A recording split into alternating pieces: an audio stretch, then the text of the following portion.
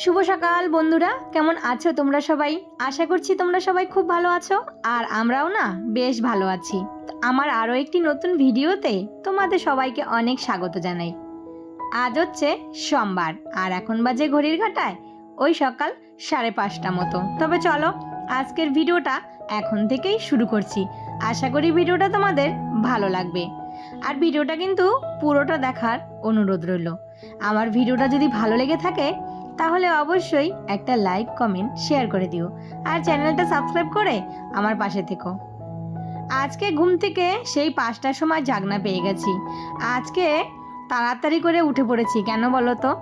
আজকে হচ্ছে শ্রাবণ মাসের 3য় সোমবার। পরপর 2টো সোমবার চলে গেছে, সেগুলো আর পুজো করতে পারিনি। তো আজকে ইচ্ছে আছে যে ঠাকুর ঘরে শিবলিঙ্গ আছে, সেখানে একটু পুজো করব।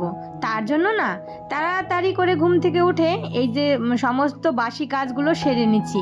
এখন সোজা চান করে তারপর ঠাকুর ঘরে গিয়ে ঠাকুরের পুজোর সমস্ত কিছু জোগাড় করব। ঠাকুর ঘরে এসে সমস্ত কিছু জোগাড়যন্ত্র করে নিয়েছি। আজকে পুজো দিতে পুরো আমার 1 ঘন্টার উপরে লেগেছে, জানো তো। এদিকে শাশুড়ি মা সকালবেলা ঘুম থেকে উঠে দেখি ফুল কুড়োতে চলে গেছে, ফুল এনে দিয়েছে। আর কালকেই আমি এই যে বেলপাতা তুলে রেখেছিলাম।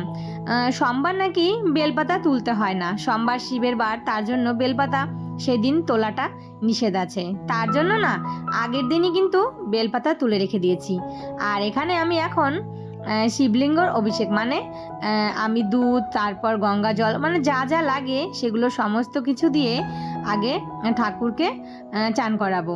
তো এদিকে না যেটুকু আমি জানি সেইটুকু হিসাবেই পুজো করছি। যদি ভুল ত্রুটি হয়ে থাকে, তোমরা যদি কেউ জেনে থাকো অবশ্যই কিন্তু ক্ষমা করে দিও আর মানিয়ে নিও। আমার মন থেকে যেতটুকু ভক্তি শ্রদ্ধা আছে আমি ততটুকুই দিয়ে বাবাকে আজকে পুজো করছি। তো এদিকে আমি সমস্ত কিছু ঘি, মধু, তারপর এদিকে দুধ দিয়ে চান করিয়ে তারপর বাবাকে এই যে শিবলিঙ্গটা আমি আসনে তুলে দিলাম। তারপর সাধ্য মতন একটু প্রসাদ এনেছি, আর এদিকে সমস্ত থালাতে আমি প্রসাদটা সাজিয়ে দিলাম। আর এখানে না শিব ঠাকুরকে গোটা ফল দিতে হয়, তো সেই হিসেবে আমি একটা আম আর কলা দিয়ে দিয়েছি। তো এদিকে আমি এই যে ঠাকুর আসনে পেতে তারপর সুন্দর করে যা যা লাগে সেইটুকু আমার সাধ্য অনুযায়ী আমি ঠাকুরকে নিবেদন করেছি। তারপর এই যে সমস্ত ঠাকুরের পুজো দিয়ে এখন আমি এই যে দেখো আসনটা কিভাবে সাজিয়েছি। আর এই যে ঠাকুরের ছোট্ট আসনটা, এটা কিন্তু আমি নিজে হাতেই বানিয়েছি। সংসারের মঙ্গলের জন্য একজন স্ত্রী হিসেবে, একজন মা হিসেবে আমি কিন্তু সবার মঙ্গলের জন্য এইটুকু কাজ আমাকে করতেই হতো। তো এদিকে না আজকে যে পুজো দিয়েছি, আর আজকে কিন্তু আমি ব্রত পালন করেছি। আজকে কিন্তু কিছুই খাবো না, শুধু ফল, সাবু, দুধ, কলা এগুলোই খেয়ে থাকবো।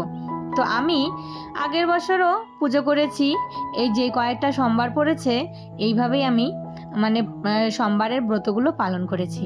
তো রান্নাঘরে এসে দিদার জন্য একটু চা বসালাম, আর এইদিকে আজকে চা খাওয়ার লোক কিন্তু অনেক হয়ে গেছে।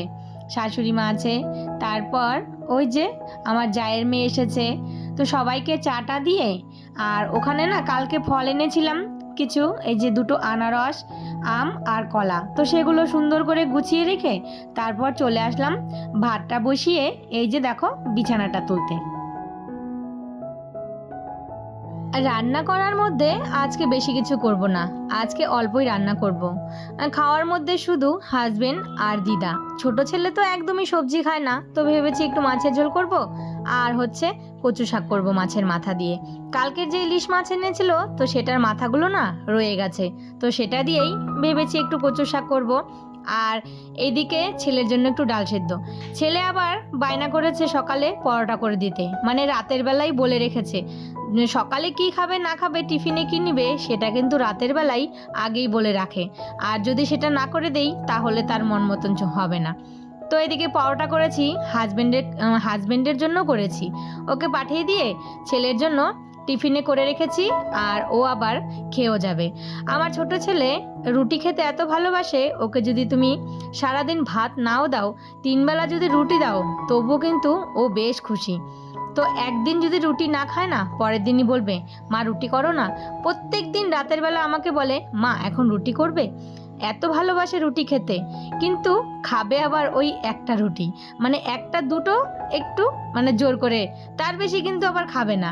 যে বলি যে না বেশি করে খেতে হবে, কিন্তু খাওয়ার মতন আবার নেই। যাই হোক, ওইদিকে ঘর দরগুলো সুন্দর করে গুছিয়ে মুছে টুছে তারপর চলে আসলাম রান্নাঘরে। এইদিকে কচু শাকটা কেটে এই যে বসিয়েছিলাম ভাপে। তো এইদিকে কচু শাকটা ভাপানো হয়ে গেছে, আর এইদিকে আমি দুই দিকে দুটো কড়াই বসিয়ে দিয়েছি। একটাতে মাছের মাথাটা ভেজে নিচ্ছি, আর একটাতে এই যে সমস্ত মাছগুলো, সমস্ত না অল্প মাছেরই ঝোল করব, সেগুলোই ভেজে নিচ্ছি। আর এইদিকে একটু দিদার জন্য গরম জল বসিয়েছি। আমার দিদা 12 মাসই একটু গরম জল দিয়ে চান করে, মানে বয়স হলে যা হয়, তো বয়স হলে মানুষের কত রকমের সমস্যা হয়, তার জন্য এই যে একটু হালকা গরম জল হলে ভালো হয়। এইদিকে দেখো আমার কিন্তু কচু শাকটা একদম পুরো রেডি হয়ে গেছে।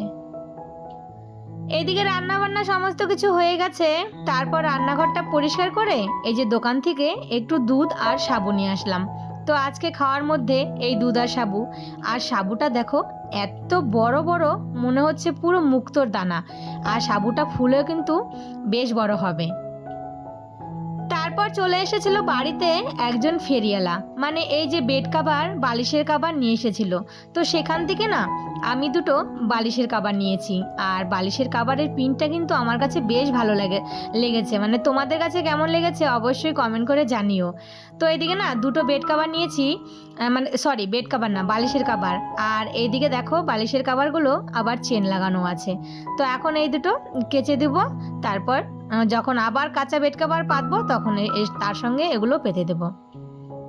এর মাঝে কিন্তু অনেকটা সময় কেটে গেছে জানো তো, এখন দুপুর 2টো বাজে। পেটে তো একটু টান পড়েছে, তো তাড়াতাড়ি করে চলে আসলাম রান্নাঘরে। এইদিকে এসে সাবুগুলো ভিজিয়েছিলাম, বেশ সুন্দর সাবুগুলো না মানে ভিজে গেছে। তো সেই সাবুটা কিছুটা রেখে দিলাম, এখানে না 10 টাকার সাবু আছে, বেশি না। তো এই অল্প একটু এই যে নিয়ে এখন নিয়ে মাখা করে খাবো, আর কিছুটা রেখে দিলাম রাতে খাওয়ার জন্য। একটু কলা দিয়েছি, আম দিয়েছি সাথে, আর হচ্ছে চিনি দিলাম, আর এই দুধ দিয়ে এখন এই যে দেখো সুন্দর করে মেখে নিচ্ছি। তো চলো একটু খেয়ে নেই, তারপর আবার তোমাদের সঙ্গে কথা হচ্ছে। গুড ইভিনিং বন্ধুরা। তো চলে আসলাম একদম সন্ধে টন্ধে দিয়ে তারপর রান্নাঘরে। ছেলে বলেছে একটু ম্যাগি খাবে, আমার ছোট ছেলে পেঁয়াজ খাবে না, তো কোনো পেঁয়াজ টেয়াজ দিলে না খেতে চায় না একদমই, তার জন্য একদম পেঁয়াজ ছাড়া।